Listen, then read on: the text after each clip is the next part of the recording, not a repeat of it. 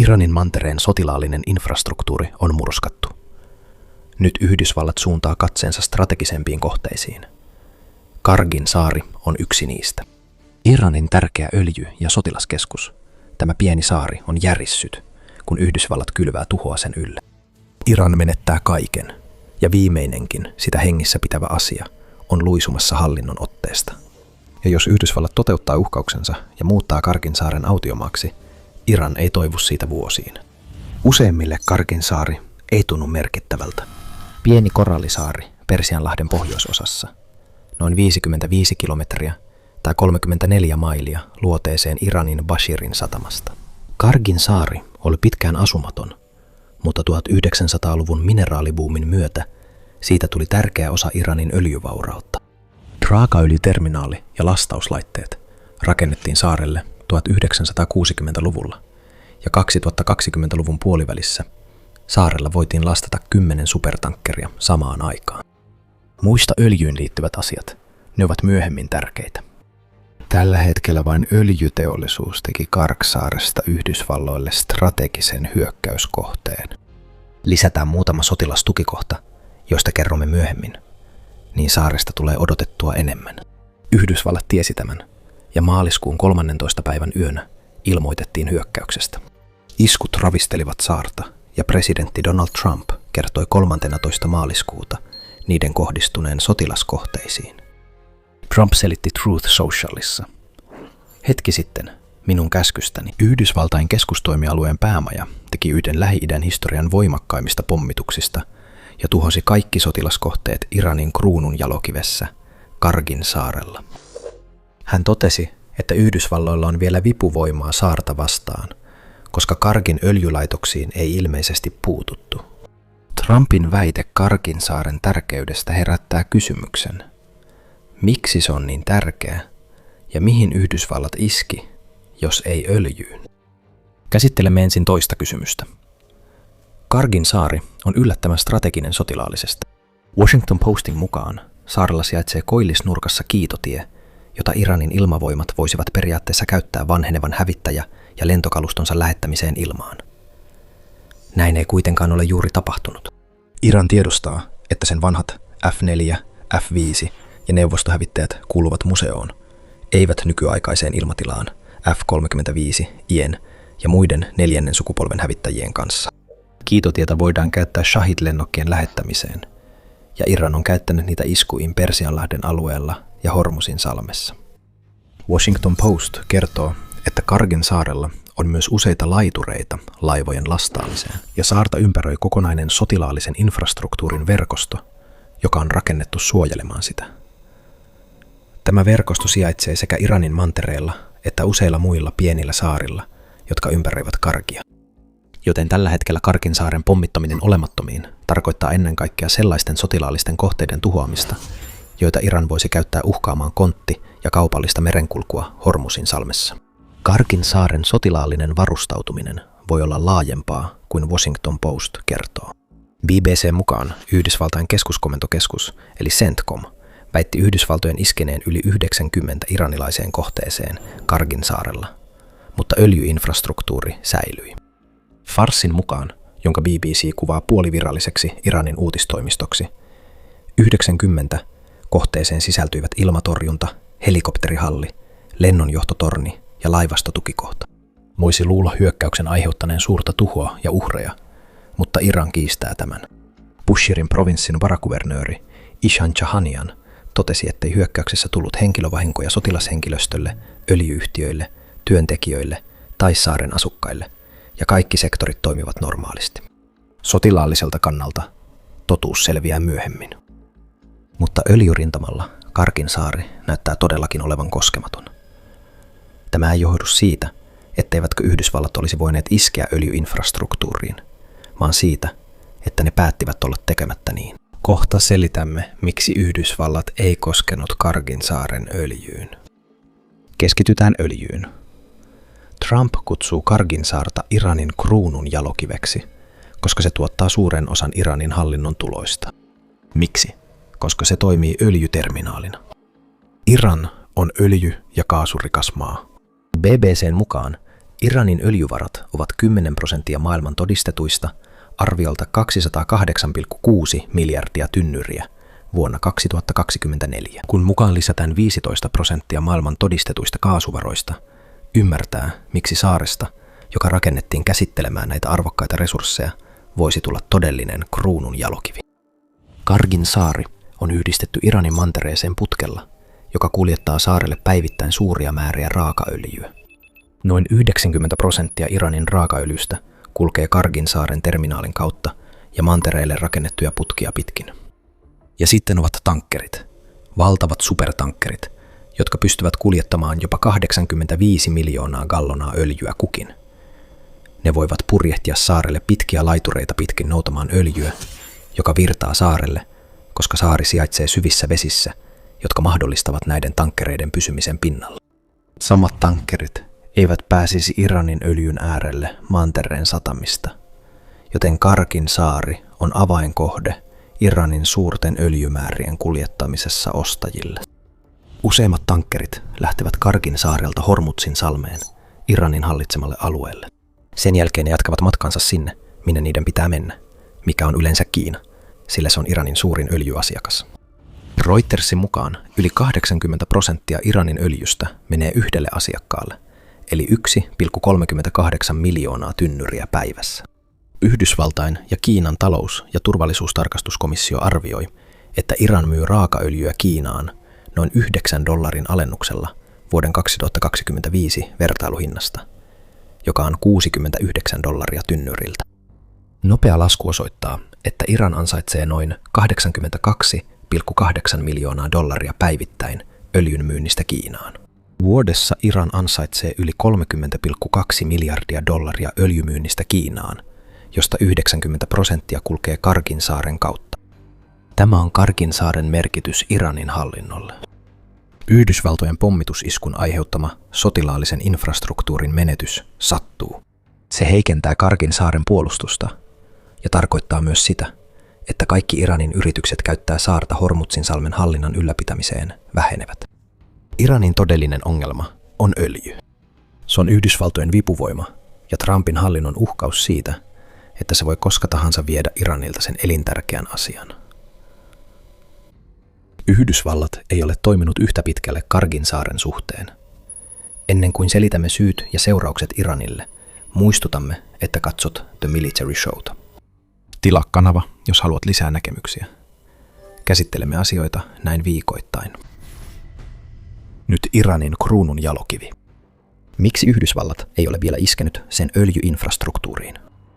Jotkut väittävät, että Karg-saaren sotilaallisen infrastruktuurin tuhoaminen on Yhdysvaltojen päätavoite. Ja näin voi ollakin, kun Yhdysvaltojen pommikoneet ja hävittäjät jatkavat Iranin sotilaallisen aseman tuhoamista. Mutta Trumpin itsensä mukaan Karg-saaren öljyn jättäminen hyökkäämättä ei ollut niinkään strateginen valinta, vaan enemmänkin hänen mukaansa kunniallisuudesta tehty päätös. Aseemme ovat maailman tehokkaimmat ja kehittyneimmät. Trump julisti samassa Truth Social-julkaisussa, jossa hän ilmoitti Yhdysvaltojen iskusta saarelle, että kunniallisuussyistä hän on päättänyt olla tuhoamatta saaren öljyinfrastruktuuria. Ja itse asiassa, kuten BBC raportoi, Johanjan väittää, että öljyn vientiprosessi saarelta on täysin käynnissä Yhdysvaltojen iskun jälkeen ja että saarilla toimivat öljyyhtiöt ovat pystyneet jatkamaan toimintaansa keskeytyksettä. Syynsä on, ja jos pysyt mukana, huomaat yhden niistä olevan. Mahdollisuus, että Yhdysvallat valitsi Kargin saaren ensisijaiseksi joukkojen lähetyspaikaksi Iraniin, jos sota etenee niin pitkälle. Amerikkalaiset eivät jättäneet Kargin öljyinfrastruktuuria rauhaan kunniallisuudesta, kuten Trump väittää, vaan kyse on Yhdysvaltojen vipuvoimasta Iraniin. Trump korosti tätä Truth Socialissa esitettyään ensin väitteensä kunniallisuudesta. Trump sanoi harkitsevansa päätöstä heti uudelleen, jos Iran tai muu taho häiritsee laivojen vapaata ja turvallista kulkua Hormuzin salmessa. Tästä on oikeasti kyse. Hormuzin salmen suojeleminen ja yritys vakauttaa öljysektoria, jonka hinnat nousivat Yhdysvaltojen operaatio Epic Furyn jälkeen. Yhdysvallat ei ole tässä ollut kovin menestyksekäs. Guardian raportoi 16. maaliskuuta, että öljyn hinnat nousivat taas Yhdysvaltojen tuhottua Karg-saaren sotilasinfrastruktuurin. Brent-raakaöljy, joka on kansainvälinen vertailukohta raakaöljyn hinnoille, nousi 1,8% varhaiskaupassa 16. maaliskuuta ja saavutti $104,98 tynnyriltä sen jälkeen, kun se oli jo ylittänyt $100 rajan edellisellä viikolla ensimmäistä kertaa sen jälkeen, kun Putin aloitti hyökkäyksensä Ukrainaan. Tätä voi pitää Kargsaaren iskun ensiseurauksena, joka rauhoittuu, jos Iran ottaa Trumpin uhkaukset tulevista hyökkäyksistä vakavasti, eikä häiritse Hormuzin salmea. Iran saattaa nyt pohtia, miksi sen kannattaisi muuttaa suuntaa. Sen hallinto hyötyy suuresti näistä öljyn hinnan nousuista.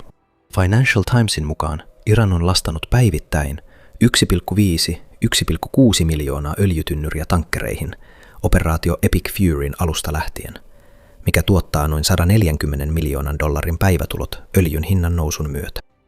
Ja tämä vielä Iranin alennuksella.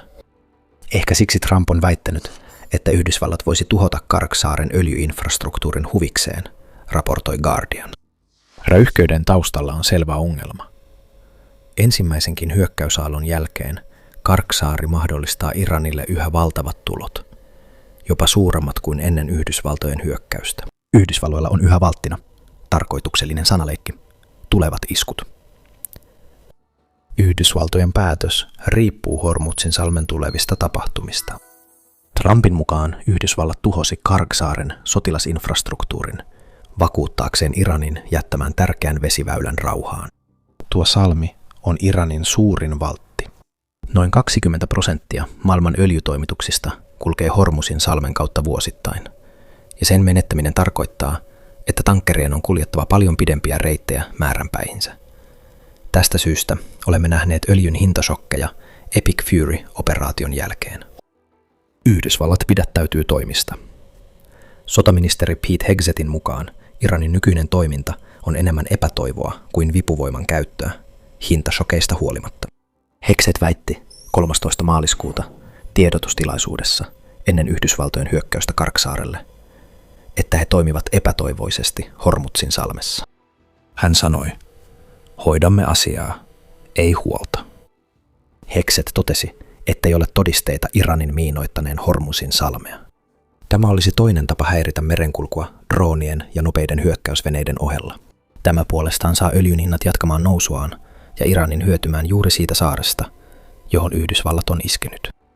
Yhdysvallat on iskenyt Iranin miinoituslaivoihin ja tiettävästi tuhonnut niistä 16.